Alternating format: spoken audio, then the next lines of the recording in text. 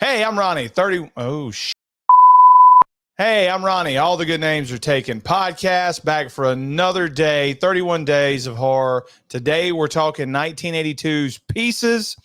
There are a lot of channels out there that know a lot more than me. I don't know why I said that, but I just thought that was appropriate right now. This movie is insane. It starts off in 1942 with a little kid looking at a dirty jigsaw puzzle. His mom walks in, freaks out, starts calling him a piece of shit, just like his dad, and throws him out of the room. Actually tells him to go get a garbage bag so she can throw it away and burn it.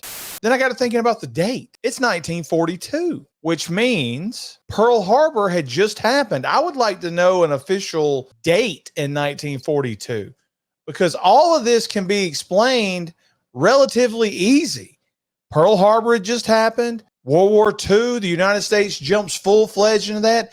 Tensions were high. This kid was probably nervous that he was going to get drafted in the selective service. Found this old jigsaw puzzle that obviously belonged to his dad. Decided he was going to put it together a little bit, lower the anxiety, and the mom ruins it. So you really can't blame him for going nuts and hitting his mom with an axe, which is exactly what he does. And another thing that comes to mind, this whole movie's based around a puzzle of a naked woman. And apparently the kid didn't know where the last piece went. I mean, it was obvious. It was the hair and everything. He had everything else. And he seemed like he was shocked that it went right there in the middle where the only open piece was. The whole movie centers around a puzzle that a guy's putting together as he kills people. Now let's get back to the beginning of the movie, because the mother, obviously running down the father in front of the kid, one of the motives for the kid, gets hit in the head with an axe multiple times.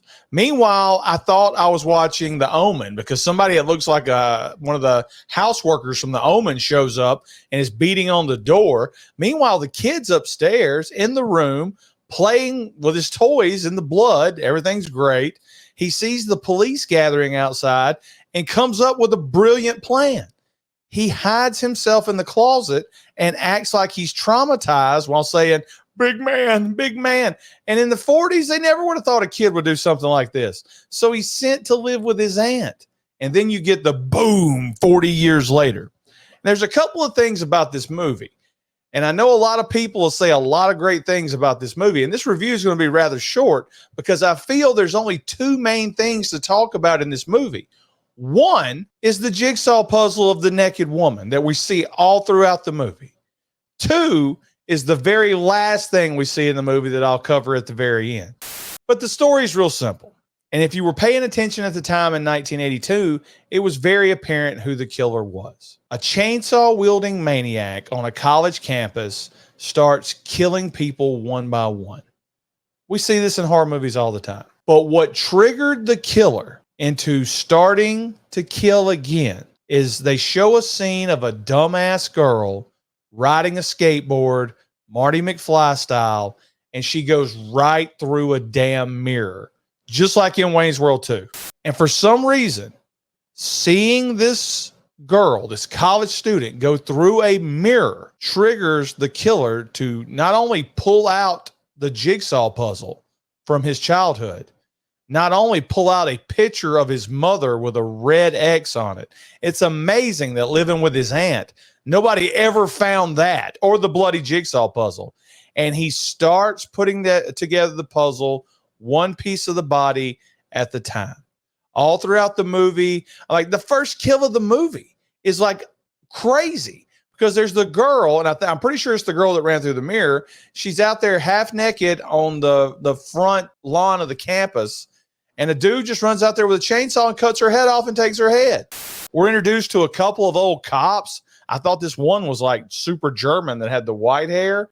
They take this college student named Kendall on to be their helper on campus because they want to place a professional tennis player that is actually an undercover cop. I didn't really understand it. Onto the campus to try to find who's killing all these people. In the meantime, anybody that knows anything about comedy knows that the character of Kendall in this movie is played by the guy that was in The Pod People that was riffed on by Mystery Science Theater. Well, it stinks. It stinks. One thing you can say about this movie is the kills are amazing. I just talked about the girl getting her head cut off in broad daylight. We got I thought it was gratuitous that there was a 25-minute changing scene for a girl by a pool, only to get cut up by a chainsaw. There's another scene where a girl in an elevator gets both arms cut off. Then a reporter shows up like Gail Weathers, and you're like, okay, another main character. But no, she gets like a severe brutal death in this movie where they take a knife and they stab her right through the back of the head. There was a girl who pissed herself and he was cut in half. And the guy, Kendall, keeps finding all the bodies. So it's obvious they want you to think he's a red herring. But there's also a giant retard named Willard, who you may know as the big guy who wanted to hunt and kill Native Americans in the movie Maverick. You'll notice his trademark acting style as he turns to the side and does that. Or that. Can't act worth a f. So the movie ends up, they explain to us that he's putting together a woman piece by piece. You find out it's the dean, which we already established that early on. And he tries to drug Riggs, and he's going to cut her feet off because that's all he has left to fit in his mother's shoes is a pair of feet.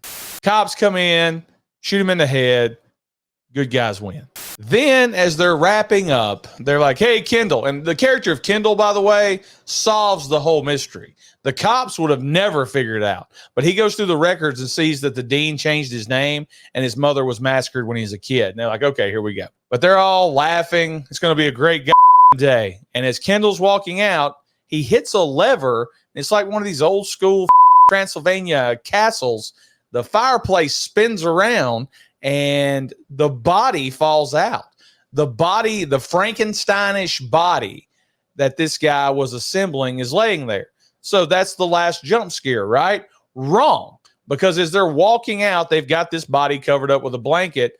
Kendall starts laughing, and all of a sudden, the body comes to life, which is really weird. There's your last jump scare. No, if you're a guy, it's not your last jump scare because the body reaches up and grabs Kendall's and squeezes it until it rips it off.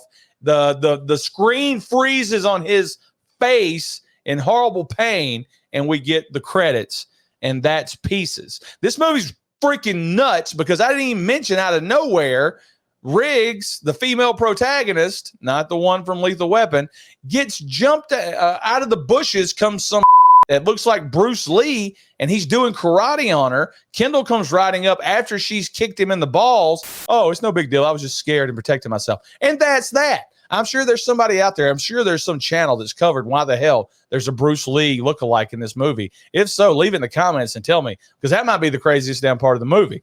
That's Pieces. I mean, the movie centers around two things: putting together a puzzle of a naked woman, and two, a dude getting his ripped the off at the end of it. It's October. Hit us in the comments with something that I left out, and we'll see you guys tomorrow.